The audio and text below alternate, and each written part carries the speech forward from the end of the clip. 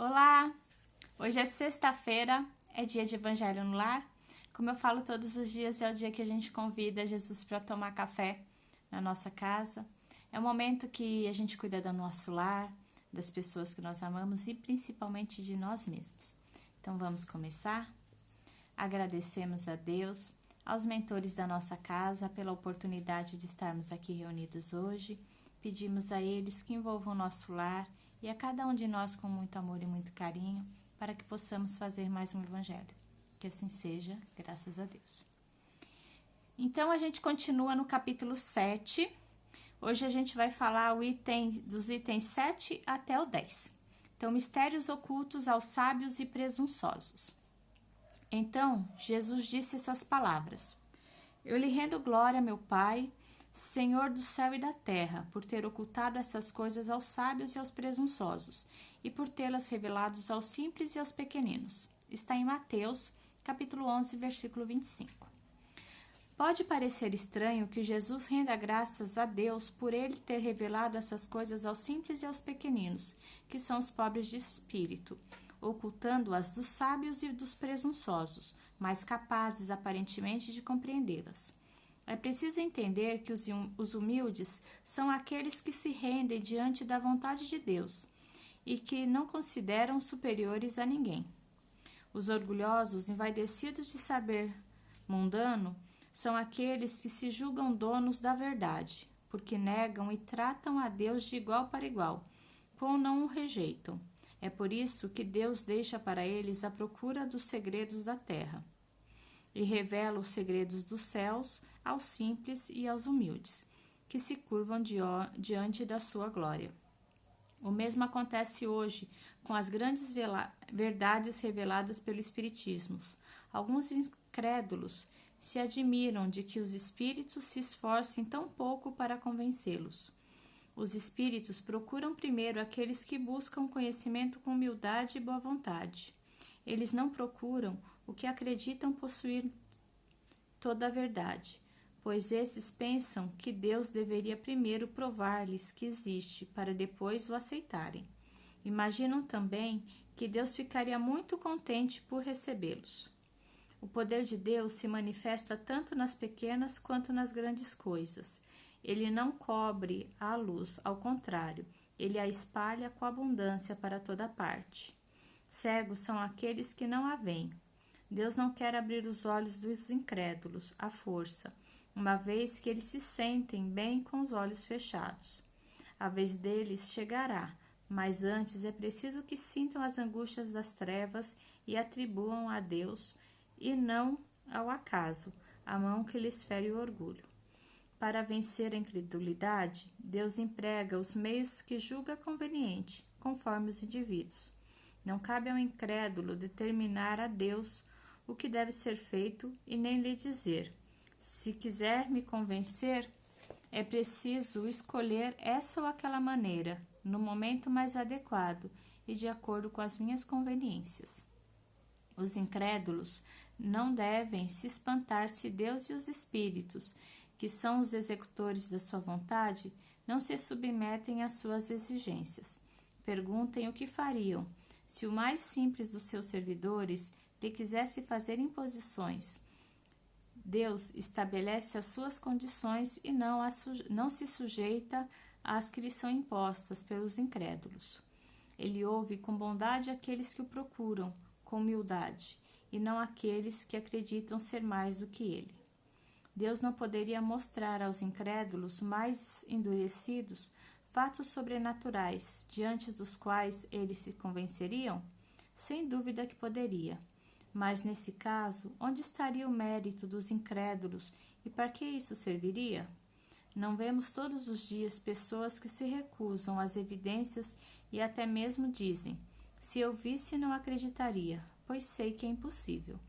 Se elas se recusam a reconhecer a verdade, é porque o seu espírito ainda não está suficientemente maduro para compreendê-la, nem o seu coração para senti-la. O orgulho é o véu que lhes cobre a visão. De que adiantaria mostrar a luz a um cego? Em primeiro lugar, é preciso curar a causa da cegueira. É por esse motivo que, como um hábil médico, Deus corrige primeiramente o orgulho. Portanto, ele não abandona seus filhos perdidos, pois sabe que cedo ou tarde seus olhos se abrirão, mas quer que isso aconteça por vontade própria. Quando vencidos pelas aflições da incredulidade, eles se lançarão por si mesmos em seus braços e, como o filho pródigo, lhe pedirão perdão. Mistérios ocultos aos sábios e presunçosos. Nesse texto, o Evangelho nos mostra por que Jesus foi, quando ele veio aqui na Terra, né? Ele foi mostrar, conversar, atender aquelas pessoas mais simples, né? Não os doutores da lei, não aqueles que tinham muito conhecimento, né? Ele foi nas pessoas mais humildes, mais simples, né? Por quê? Porque eles estavam preparados para receber os ensinamentos. Os doutores da lei, aqueles que mandavam em tudo, eles tinham um orgulho muito exacerbado. Então, eles ainda não estavam preparados para receber os ensinamentos do Cristo. Então, não estavam preparados, que fizeram o quê? Acabaram crucificando Cristo, né? E se a gente trazer para hoje esse ensinamento, o Evangelho vem nos mostrar que muitos de nós ainda aqui na Terra estamos com os olhos fechados, ainda carregamos o véu do orgulho, a gente ainda carrega o egoísmo, o orgulho na nossa frente, que não nos permite olhar com amorosidade os ensinamentos do Cristo. Muitos ainda na Terra ainda se acham maiores do que Deus. Como ele fala aqui nesse texto, os orgulhosos, eles chegam e falam assim: se Deus existisse realmente, ele apareceria para mim, faria um milagre para mim. Deus poderia fazer o que ele quisesse, né? Mas qual mérito tem essa pessoa? É capaz ainda de falar assim: Deus não existe, né? Isso é loucura. Então, a gente vai passar por momentos desafiantes para exercitar essa nossa humildade. A gente vai passar por momentos muito difíceis para que a gente realmente dobre os nossos joelhos e que a gente acabe realmente aceitando Deus, né? Então, muitas vezes pessoas que falam que não acreditam em Deus, que não acreditam em nada, às vezes passam um momento tão desafiante na vida, mas tão desafiante na vida, que eles vão pedir ajuda para quem? Para Deus. Porque ninguém aqui na Terra pode fazer nada. Então ele fala: se Deus existe, que faça alguma coisa, né? E nesse momento, se ele tem fé realmente, se ele pede de coração, aquilo vai acontecer. As doenças vão diminuir, as dores vão diminuir. Então, muitas vezes a gente tem que cair lá no fundo do poço, lá no fundo do poço mesmo, que a gente olha em volta e não vê saída, para a gente exercitar a nossa fé. Para a gente entender que Deus não é ruim, não está cobrando nada de ninguém, mas que Ele nos dá a oportunidade de evoluir sozinho, exercitando o nosso conhecimento que Ele deixou aqui para a gente através do Evangelho do Cristo, exercitando a nossa fé, a nossa esperança, a nossa boa vontade de evoluir. Porque seria muito fácil ele pegar e salvar todo mundo. Todo mundo vai sair do planeta de provas e expiações e vai todo mundo para o mundo de regeneração. Se a gente não está preparado, não vai adiantar, as coisas não vão resolver. É a mesma coisa para a gente pedir para uma criança de 1 ano de idade que ela vai fazer uma cirurgia num centro cirúrgico. Ela não está preparada, ela não vai conseguir, ela nem sabe falar ainda, né? Então, se a gente olha na nossa vida as etapas que nós enfrentamos para resolver todas as coisinhas pequenininhas, desde começar a andar, falar e até todas as coisas que a gente faz na vida adulta, são fases que nós vamos passando.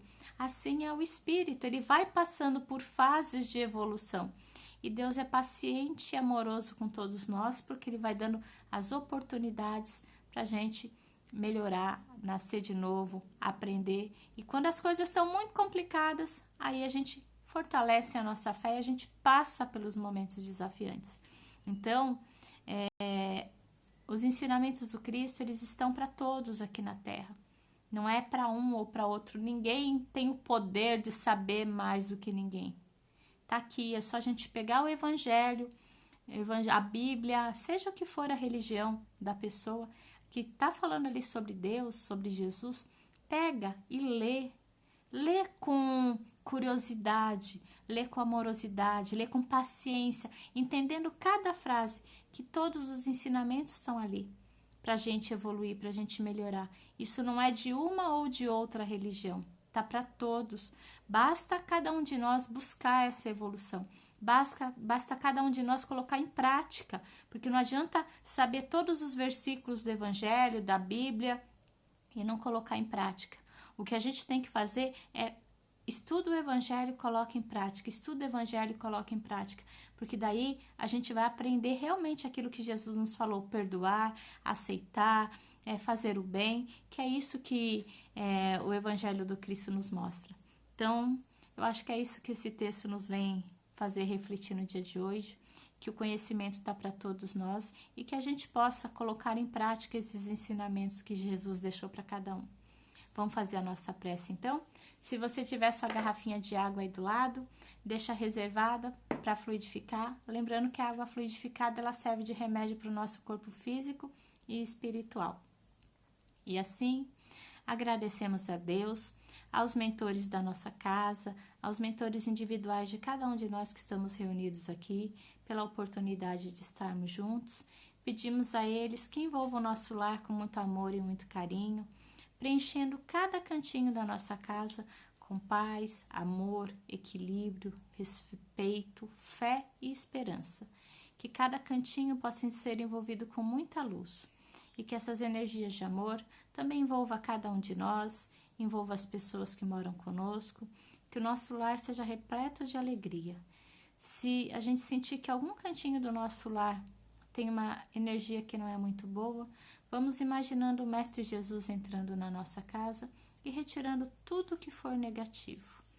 Que todo esse amor que nós recebemos agora possa envolver todas as pessoas que nós conhecemos, nossos familiares que estão mais distantes, nossos amigos e aquelas pessoas que nós amamos que já partiram para o mundo espiritual.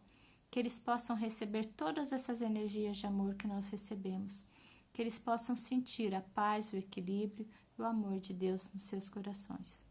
Envolvendo também o nosso ambiente de trabalho, todas as pessoas que trabalham conosco, que eles possam também receber todas essas energias de amor e de paz e que possam levar também para os seus lares, envolvendo os seus familiares e todas as pessoas que eles amam. Que essas energias de amor envolvam o bairro que nos acolhe, o planeta que nos acolhe. Que em cada lar todas as pessoas possam sentir esse amor envolvendo o coração, fortalecendo a fé e a esperança. Aqueles que estão enfermos nos hospitais, pronto-socorros, nos seus lares, que a equipe espiritual dos médicos possa auxiliar no tratamento de cada um, renovando seu corpo físico e espiritual, fortalecendo a sua fé e a sua esperança, envolvendo também seus familiares e seus amigos.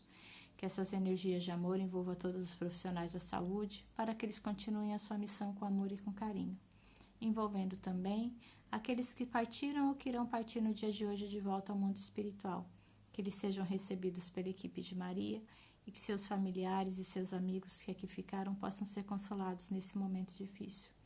Que esse amor envolva todo esse nosso planeta. Envolva, Pai, aquelas pessoas que nós temos alguma dificuldade de relacionamento.